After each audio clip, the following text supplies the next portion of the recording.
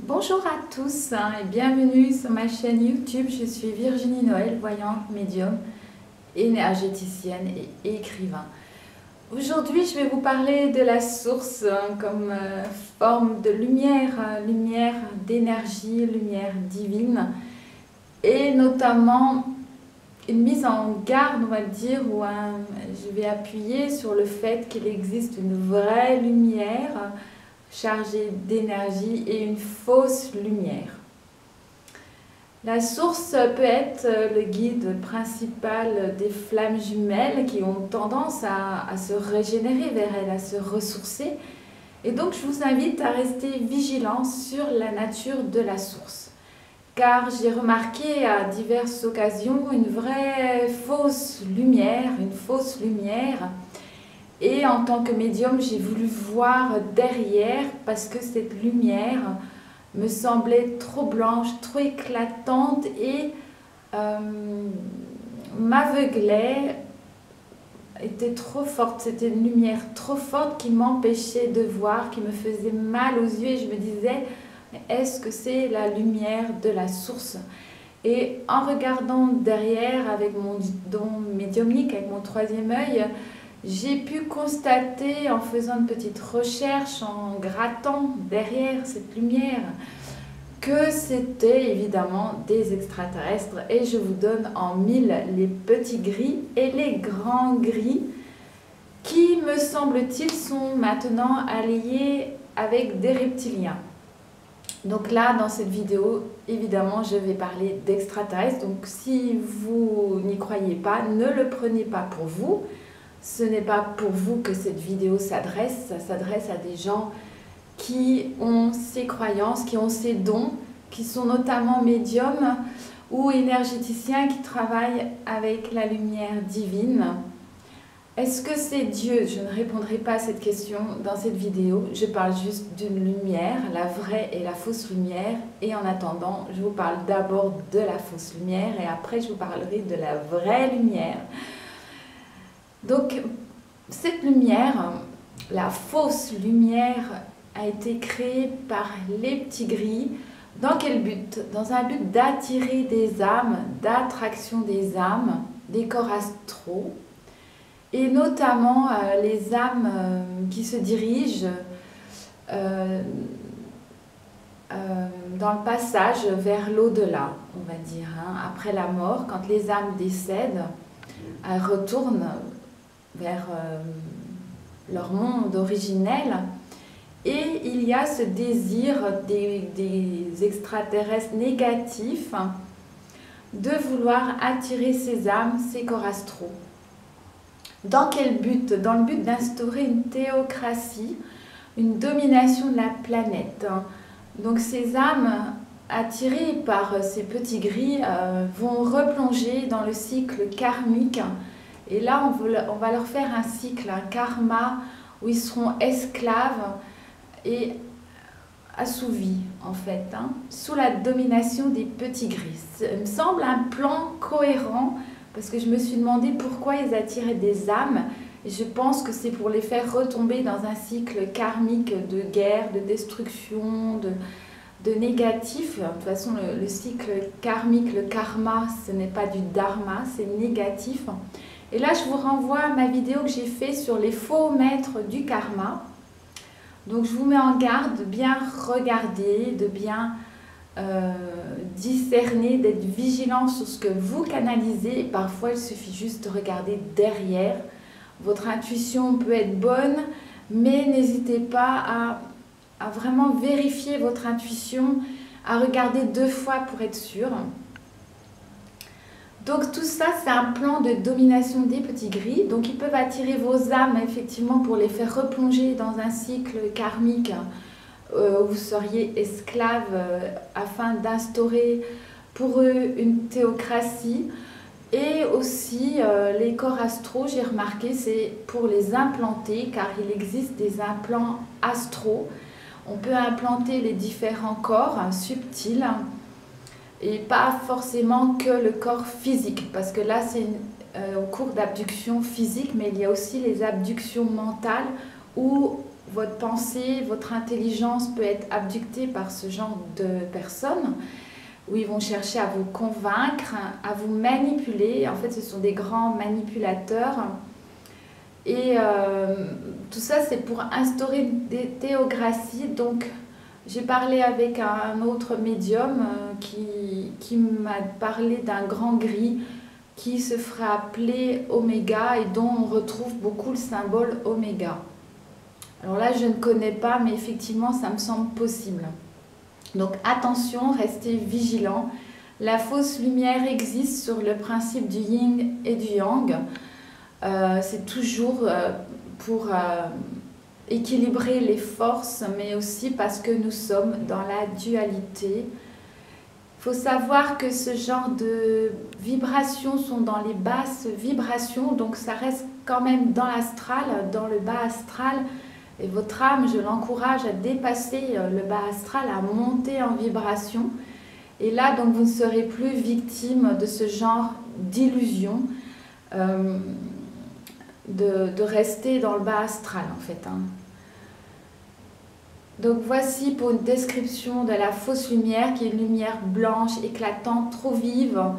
Et restez vigilants, montez bien en vibration, vérifiez bien vos connexions. La vraie lumière, quant à elle, est une source d'énergie qui est plutôt douce, plutôt jaunâtre, orangée, vraiment d'une douceur indescriptible, et qui peut communiquer parfois avec vous, qui va aider les humains, qui peut vous donner une aide. De temps en temps, vous pouvez canaliser ou capter cette énergie, mais elle ne va pas vraiment soutenir l'humanité contre ce groupe d'Iti, mais par un moment, elle a soutenu un certain groupe d'extraterrestres qui s'opposaient au petit gris.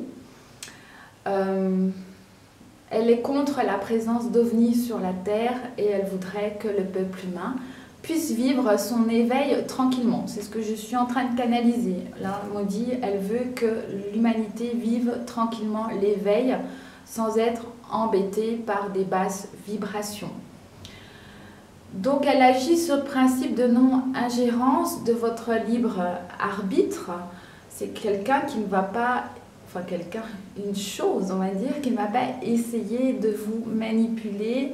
Donc les contacts sont très peu fréquents et on peut faire venir cette vraie lumière de la source si vraiment on a besoin d'aide. Et on peut très bien aller se ressourcer, se régénérer vers elle. Ça nous fait énormément de bien. Elle se situe, elle, en dehors de l'univers. Moi, quand je la vois en vision, elle n'est pas dans l'univers. Elle a créé l'univers, c'est ce qu'elle me dit. Elle est le créateur, la créatrice. Elle est le père et la mère ensemble, c'est-à-dire le masculin sacré et le féminin sacré harmonisés.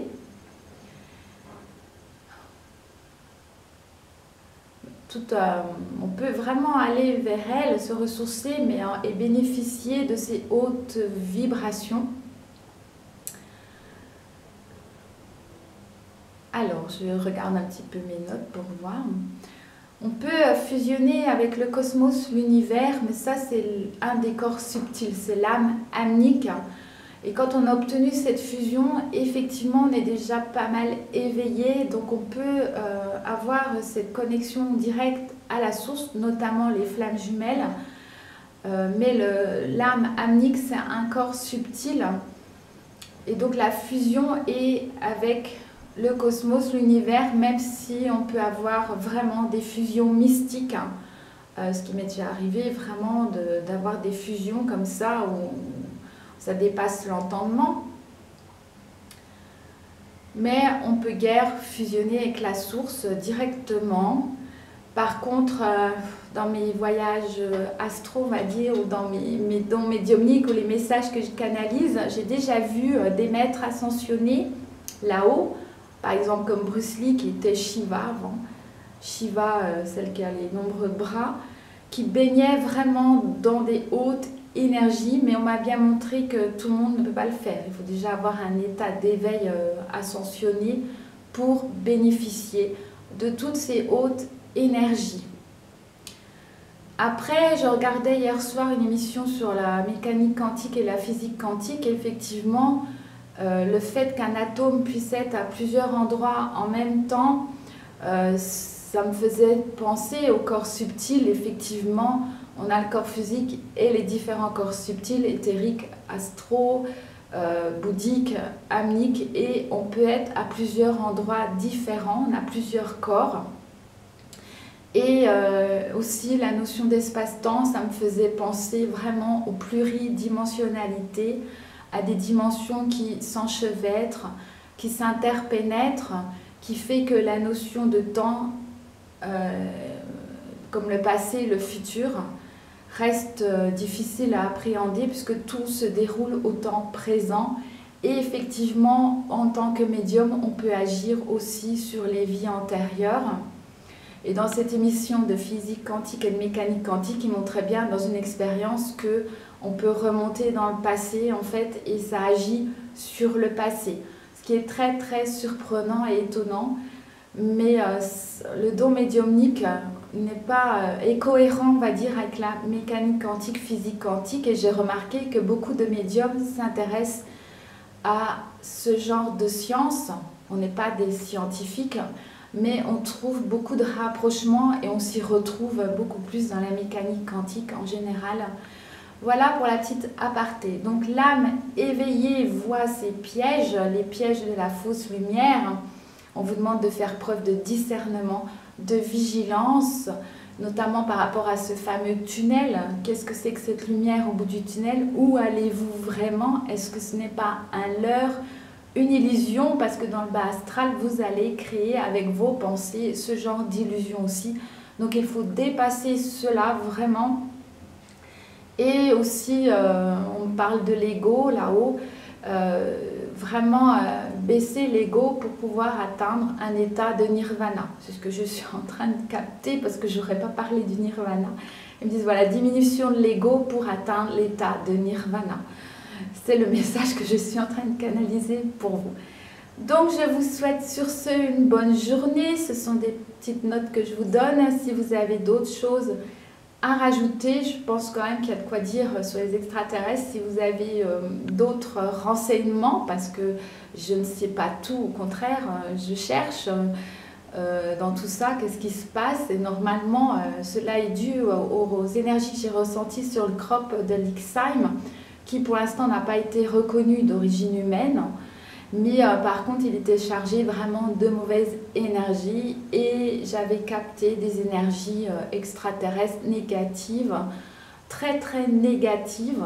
Alors que le crop soit fait par des humains ou pas, mais en tout cas les énergies étaient là. Et donc du coup, ça m'a amené à faire des recherches un peu plus poussées là-dessus, sur ce sujet. Donc une petite mise en garde sur la fausse lumière et comment distinguer la vraie et la fausse lumière. Donc je vous embrasse et je vous souhaite vraiment une bonne journée. Surtout, prenez soin de vous. À bientôt pour une autre vidéo. Merci.